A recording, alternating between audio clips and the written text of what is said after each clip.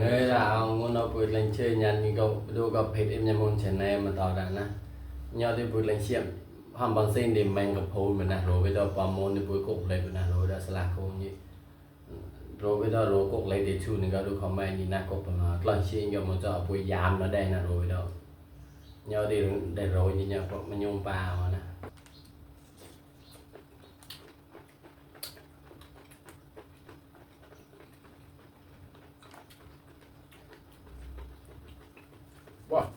rồi đã chia khỏi mà tôi lật loanh đã nghe hay là tôi lật đã nghe là mù mà cái gì mà là ông nữ nó còn đẩy ta còn đặt rõ rồi đó chạy đó cái con cái tay rồi đó nhỏ đi đẩy ta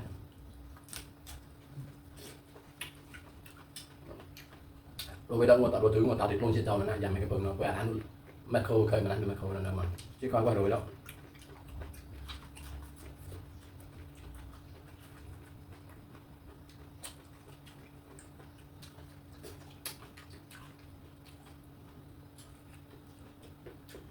xa cao nhiều mới chịu được bây giờ trình dưới nó lạnh nhỏ xa lại xuống cúc như này xa cao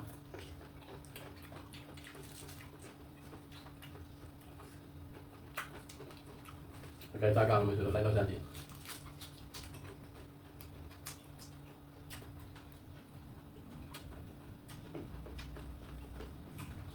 đó là cái mùi là xa cao đó cái mùi mà làm suy đạp làm gì còn ăn được không tạm được không làm được chỉ nó đôi dán chỉ nó đôi từ dán làได้บงจันchỉ nó đôi pi nó đôi cắtติไปไม่สุดเลยเราใช้ไม่สุดเลยdán ซาก้า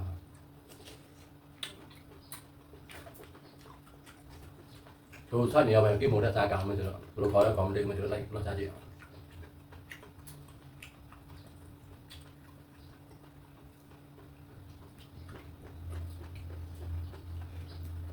เดี๋ยวเราจะเราดูเนี่ยชิงยืนนั่นนับข้าวตัดโต๊ะใหญ่เนาะ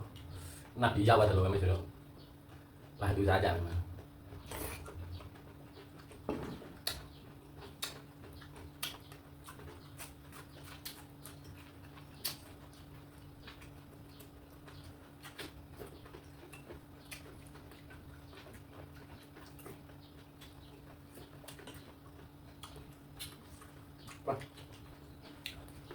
rồi nó từ lúc ra bố nó dặn thì lúc ra bố đã thích rồi mới được chỉ bảo nó chọn quẹt rồi đó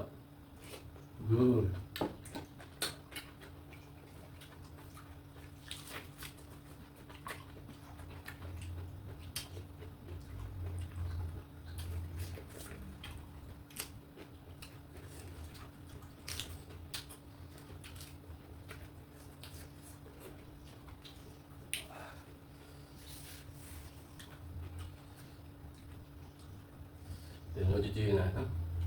nhỏ rồi đã cho cả tay của tôi có nói chịu chỉ khó quay được rồi đó cái luôn chỉ cho nó sẽ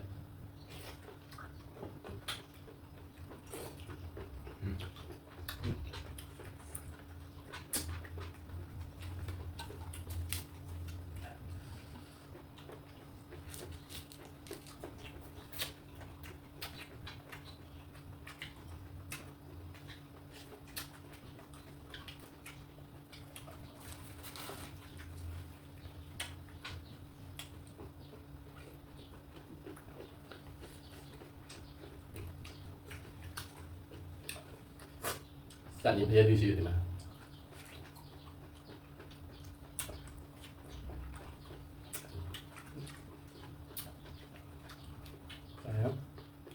cái mùi tao là xa cao này đúng mà tí là thì luôn xa cao mà này lâu giờ là tình hình trên đời thì là xa chỉ là xa cao này là khám ra vui đâu mà ra vui lâu giờ là thì lâu là thì xa cao này lâu chỉ là cái mới sửa đổi sang cao mới sửa đổi lâu xa chỉ này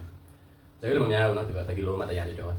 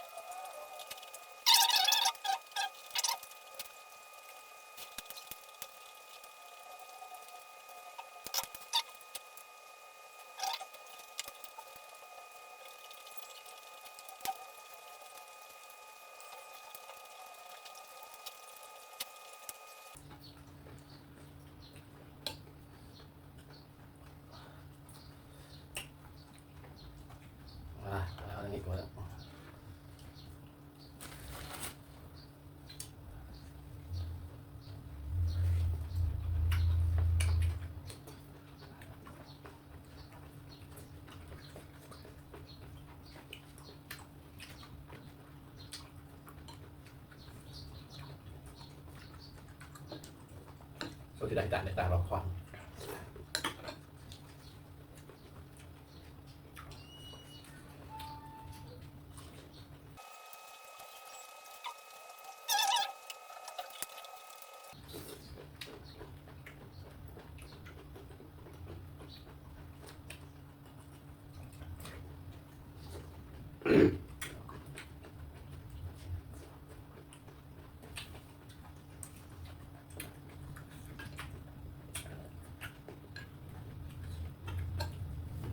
vô là nhỏ rồi đó 1 kg nhỏ của những bà chia kho qua rồi là vô là nhỏ vốn như vừa tạt tàu là nhỏ vô kho sợi phái mặt rồi rồi với đó rồi tôi đánh nó chia kho mà sợi phái mặt là chia kho và nó như vậy nhỏ với chia con lá ở đây luôn chia kho qua rồi đó ta